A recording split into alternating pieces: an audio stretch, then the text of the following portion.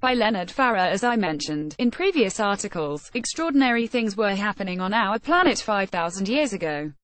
There was a major climate change, and flooding, and this was followed by the rise of advanced civilizations. However, there is another fascinating side to this story, and it's been a major influence on many aspects of human life ever since. Ad name Google AdSense 468 times 60 banner blue. Climate change and flooding. The Quelch-Gyre ice cap, in the high Andes Mountains in Peru, is the largest glaciated region in the tropics, and Lonnie Thompson, professor of geological sciences at Ohio State, who conducted scientific research there, made the discovery that something had abruptly happened, around 5,200 years ago, and that it influenced climate over a large area. Research at other ice caps around the world have produced similar results. El Niño is a cyclical meteorological event in which a rise in the Pacific surface temperature has drastic effects on world weather, and scientists have discovered that there was a major El Niño around 5,000 years ago. River deltas began to form in different parts of the world. The present level of the Nile Valley, for example, is thought to date to that time, when the North African ecosystem collapsed and the Maidub volcano in Sudan erupted. According to researcher scholar Thor Heyerdahl, a geological catastrophe took place in the Atlantic, great enough to split Iceland too, and in a worldwide review of raised beaches, submerged forests, and other evidence, indicates that a date close to 3100 B.c.E. is favored by the sea level evidence. 3. The British Isles. 5,000 years ago there was substantial flooding around the coasts of Britain, and tree rings indicate that in Ireland and England there were massive amounts of ash in the atmosphere. Ice core recovered from Greenland's Camp Century also indicates a large increase in falling ash worldwide in 3100 B.C.E. 4. There was also a change in religious beliefs, and a bearded male sky god became the focus of attention. The first phase of Stonehenge was commenced, and over 1,000 stone circles, probably used for religious and social purposes, began to appear in the British Isles and in lesser numbers in other countries. Important changes occurred in the Orkneys, north of Scotland, where, at Skara Brae, a new type of village community living began near a sacred area comprising 2 large stone circles, the enormous flying saucer-shaped mound of Maeshowe and the amazing Ness of Brodger complex. Huge stone mounds also appeared along Europe's Atlantic coast. Some archaeologists described them as burial enclosures, but could it be that Irish Celtic legend was nearer to the truth when it described Ireland's famous Newgrange mound as the home of Old World gods? 5. The Middle East, Egypt, and Crete. Around 5,000 years ago, some of the Middle Eastern peoples were on the move, such as the seafaring Phoenician master builders who settled in the Levant. Further west in the Med, the entire island of Crete was affected by a major upheaval, which was so intense that its people sought refuge in caves and settled on high hills. 6. However, after 3000 B.C., the sea level at the eastern end of the Mediterranean dropped, or the land rose. 7. Scholars date Egyptian civilization to 3100 B.C.E., when the country's 2 kingdoms were united, and although Egypt had no flood legend, the catastrophic events that occurred were alluded to in the Egyptian Book of the Dead. 8. The era of Malta's main temples came to an abrupt end, and amateur Maltese archaeologist Joseph Ellul suggested that this was caused by a massive wave of water which swept in from the Atlantic and washed away Malta's topsoil. 9. The Sumerians, who arrived in southern Iraq around 5,000 years ago, were more advanced than people already living there, and civilization rapidly took off.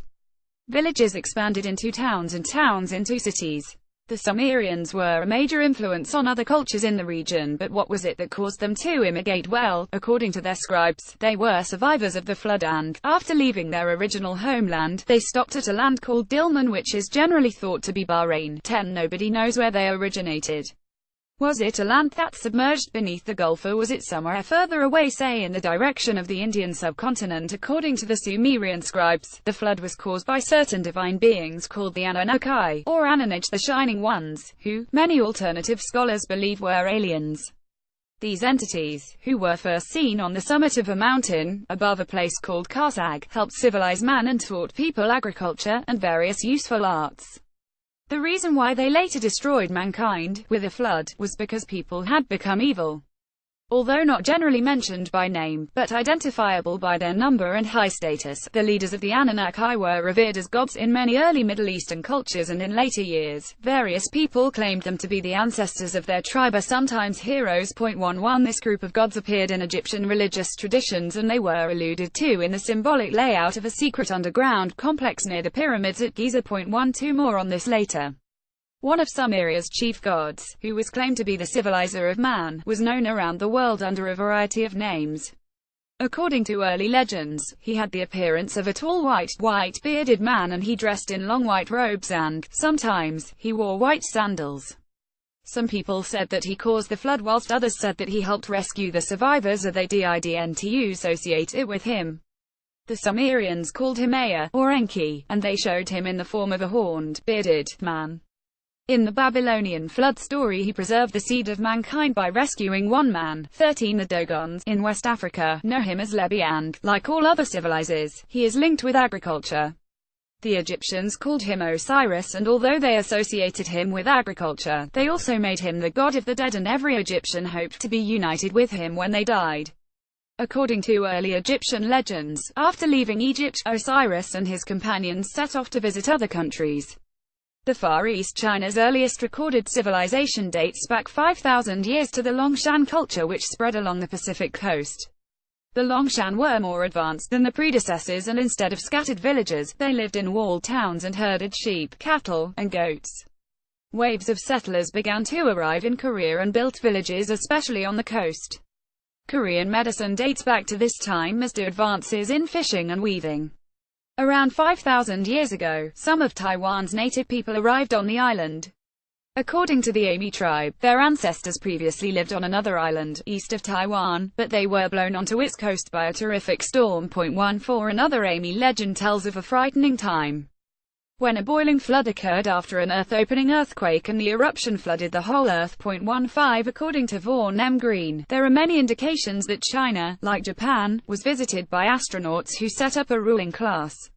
In 3000 B.C., that strange period when so many gods were walking the earth, he adds, a bearded white man named Tycho Feki came to China. Green says that he taught the people arts and agriculture and gave them their calendar. 16 I haven't found any mention of him anywhere else, but the story is worth repeating. China also has legends of a great flood, and it's generally dated to around 4,200 years ago. However, as we have seen, there were advances in civilization in this region 5,000 years ago, as well as in many early cultures, and they occurred in the era of the Great Flood. The Indian subcontinent, a highly advanced civilization, which spread over 300,000 square miles, arose, and expanded, in the Indus River floodplain around 5,000 years ago in what is now northwest India and Pakistan. Its cities were well built with brick and stone, and its people had a system of writing. The identity, and place of origin, of these people is unknown, but it's worth noting that the present Hindu age, Kali Yuga, began in 3102 B.C.E. when there was climate change, and flooding, in many parts of the world, and when the Sumerians arrived in southern Iraq.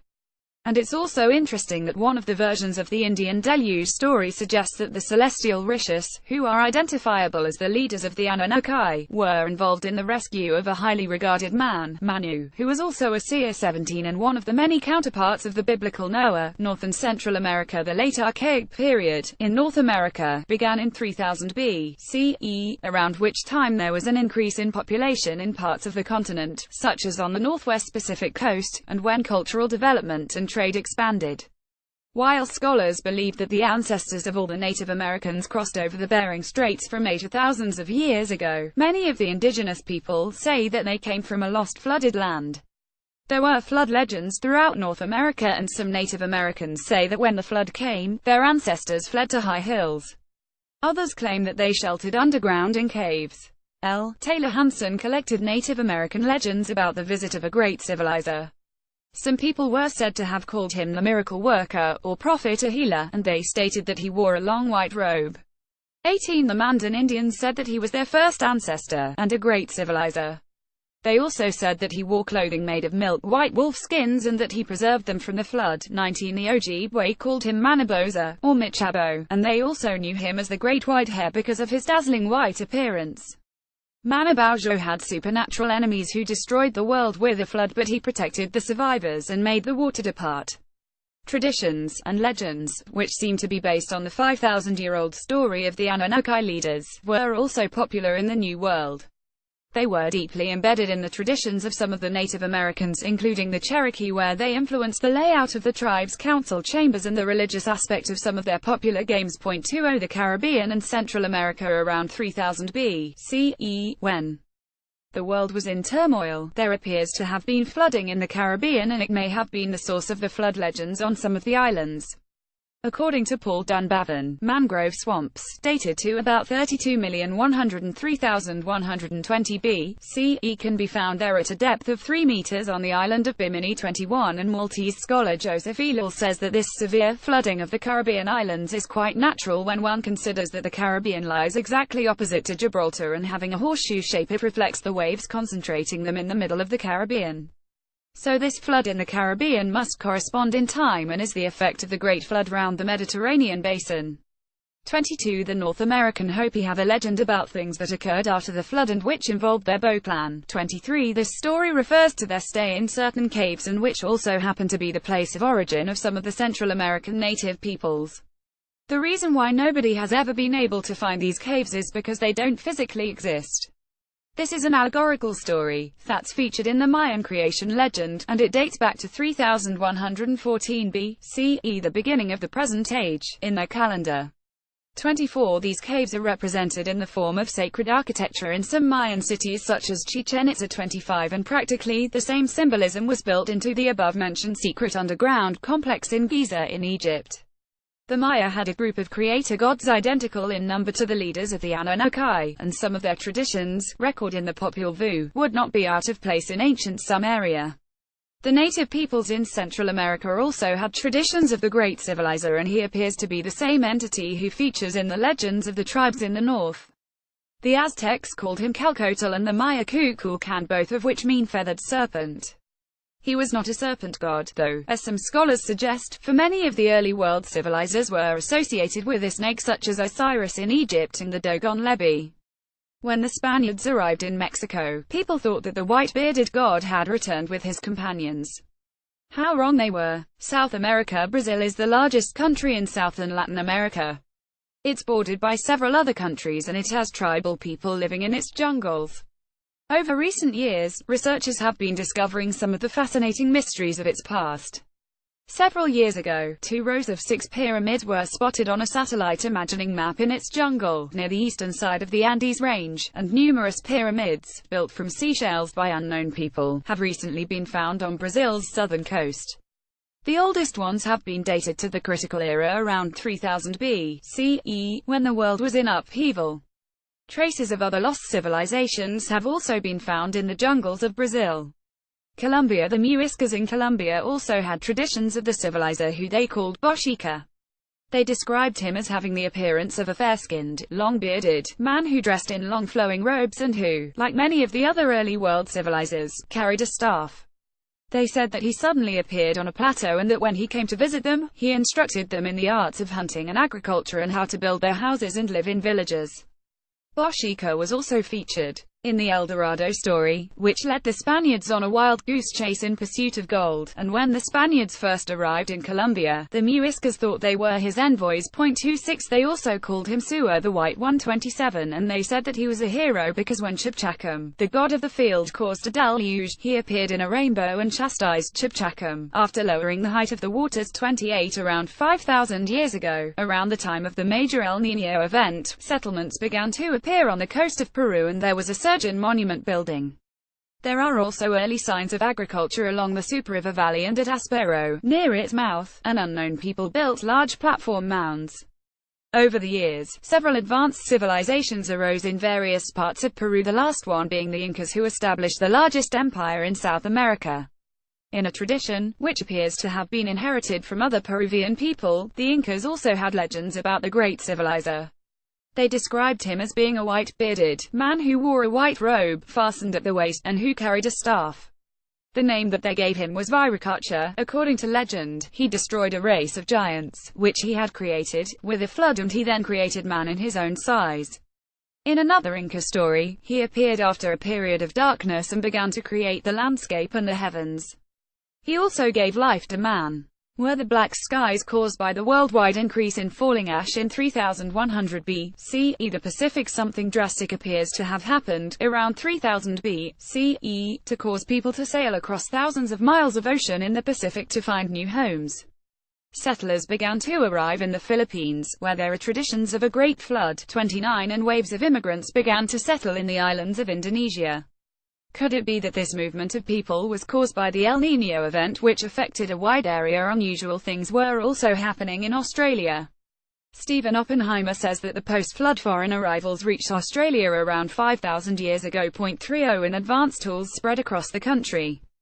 The Aboriginal tribes in East Australia tribes have legends of a great civilizing sky god, called b.c.e, who had the appearance of an elderly man, who carried a staff, and who was here in the era called Dreamtime. b.c.e was associated with the rainbow serpent and, according to legend, he once caused a flood. The indications are that he was the early world civilizing god, and the circular enclosure associated with him, which was used in Aboriginal rituals, was remarkably similar to the plan of early Stonehenge, one of the numerous monuments of the sky god religion. 31 There is also reason to suppose that the Aboriginal Wandjini were another version of the Sumerian Anunnaki. 32 Hawaii The Hawaiians had a god who they associated with agriculture, rainfall and fertility. They called him Lono, and they represented him with white bark cloth.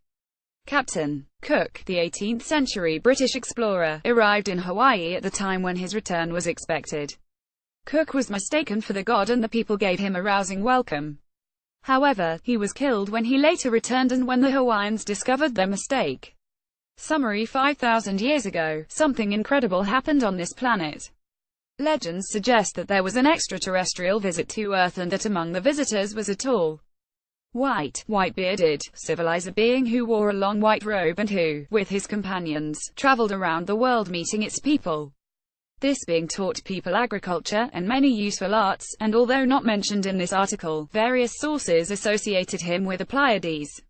Whilst the Vises were here, there was climate change, and flooding, in many parts of the world. The people blamed the flood on them and said that they had punished mankind for being evil. After the flood, civilization was reborn, in different countries, and many tribes began to settle into new lands. These incredible events, and the ET visit, had a major impact on human life. Numerous versions of the sky god religion were spread around the world, as were hundreds of allegorical deluge stories, many of which have been taken literally. 32 And since there were remarkably similar sky god religions on both sides of the Atlantic, it would seem likely that there was contact between the Old and New Worlds long before Columbus arrived in the Americas. Furthermore, if there was an extraterrestrial visit to this planet 5,000 years ago, then there is no reason why it should not be happening again in the present. References: Paul Dunbavin, Atlantis of the West, p. 84, Constable and Robinson Limited, 2003, Thor Heyerdahl. Early Man Ocean, p. 335, George Allen and Unwin. 1978, Paul Dunbavin, Atlantis of the West, p. 92, Constable and Robinson Limited, 2003, Proofs of Cataclysm, George Mitrovich. Charles Squire, Celtic Myth and Legend, p. 139, Gresham Publishing Company. Thor Heyerdahl, Early Man in the Ocean, p. 327, George Allen and Unwin. 1978, Paul Dunbavin. Atlantis of the West, p. 85, Constable and Robinson Limited, 2003, E. A. Wallace Budge. The Book of the Dead, p. 157, University Books, 1977, Leonard Farra. The Pleiades Legacy, The Old World, p. 235, blurb.2010. Jeffrey Bibby. Looking for Dillman. Penguin Books, 1984. A. R. Hope. Classic Myth and Legend, p. 206, Gresham Publishing Company. Leonard Farra. The Pleiades Legacy, The Old World, p. 162, Edmund Solinger. The Babylonian Legend of the Flood, p. 16, British Museum Publications Limited, 1971. D. A. Mackenzie. Myths of Melanesia and Indonesia, p. 340, Gresham Publishing Company. Stephen Oppenheimer. Eden in the East, p. 280, Phoenix. 1999, Vaughan. M. Green. Astronauts of Ancient Japan, p. 119, Merlin Engine Works, 1978, Donald.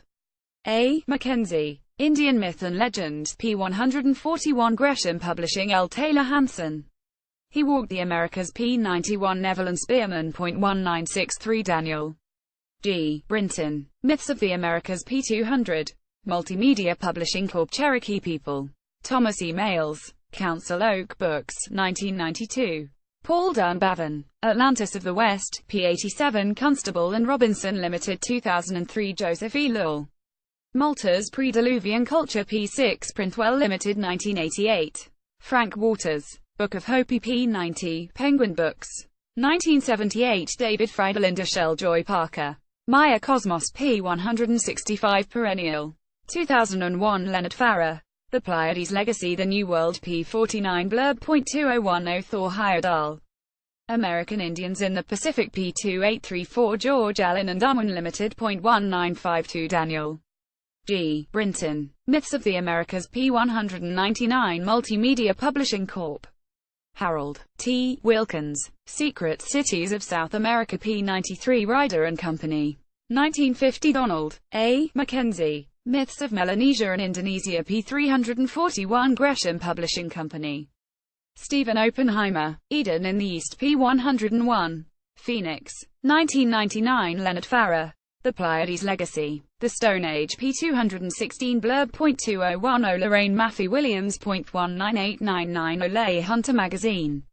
Copyright 2014 by Leonard Farra. More articles by Leonard Farra. Greater than books by Leonard Farra. The Pleiades Legacy. The Stone Age. The Return of the Gods by Leonard Farra can be purchased online from blurb.com. The Pleiades Legacy. The Old World and the Pleiades Legacy. The New World can be purchased as e-books from the same source. P.S. Great Teachers of Humanity by the editor was the great design work of nature or gods.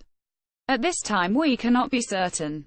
However, one thing is clear: either by their own intelligent inquiry into nature or by teachings received from gods, ancient architects and builders encoded the knowledge about the grand design in their projects, pyramids and temples. It is amazing that all major religions mention the god as teachers of mankind. Here are a few examples. Enki, the god of ancient Sumeria in remote times. According to this myth, when men lived in a lawless manner like beasts, appeared from the sea, part man and part fish. The double-headed god instructed men in handicrafts, farming, letters, laws, architecture, and magic. He softened the primitive rudeness, and since that time nothing has been added to improve on his teaching. After a day of instruction, retired into the sea, whence the divine fishman made only 3 other appearances over a period of thousands of years. The standing serpent wave offers the secret of the stars to a priest. Jahveh, the Lord of Israel. And Moses said unto the children of Israel, See, the Lord hath called by name Bezaleel the son of Uri, the son of Hur, of the tribe of Judah, and he hath filled him with the Spirit of God, in wisdom, in understanding, and in knowledge, and in all manner of workmanship, and to devise curious works, to work in gold, and in silver, and in brass, and in the cutting of stones, to set them, and in carving of wood, to make any manner of cunning work. And he hath put in his heart that he may teach both he, and Aholib, the son of Ahisamach, of the tribe of Dan. Them hath he filled with wisdom of heart, to work all manner of work, of the engraver, and of the cunning workman, and of the embroiderer, in blue, and in purple, in scarlet, and in fine linen, and of the weaver, even of them that do any work, and of those that devise cunning work. Exodus 30:35 Bible, KJV. Calcotl, the god of Mesoamerica. In his wrote, in the city of Tolin reigned many years a king called Calcotl. He was exceptional in moral virtues. The place of this king among these natives is like King Arthur among the English. The temple pyramid dedicated to Calcotl in this advanced city had been built by the Toltecs, whose 9th emperor priest he was. 3 centuries after the collapse of Toltec power, the rulers of Aztecs were pleased to call themselves successors of Calcotl. He was regarded as the greatest historical king. He started the cultivation of maize. He introduced weaving, the polishing of stone, and the making of feather mantles. He taught men how to measure time and study the movements of the stars. He invented the calendar along with its fixed ceremonies and days of prayer. He expounded religious doctrines. Bernardino de Sahagun, Historia of Things of New Spain, written in the 16th century. Calcotl, the Mayan lord of life and king of Chula, being "consumed by a serpent." Viracocha is the great creator god in the Pre-Inca and Inca mythology in the Andes region of South America. According to the myth recorded by Juan de Betanzos, Viracocha rose from Lake Titicaca, or sometimes the cave of Pacaritambo, during the time of darkness to bring forth light. He made the sun, moon, and the stars.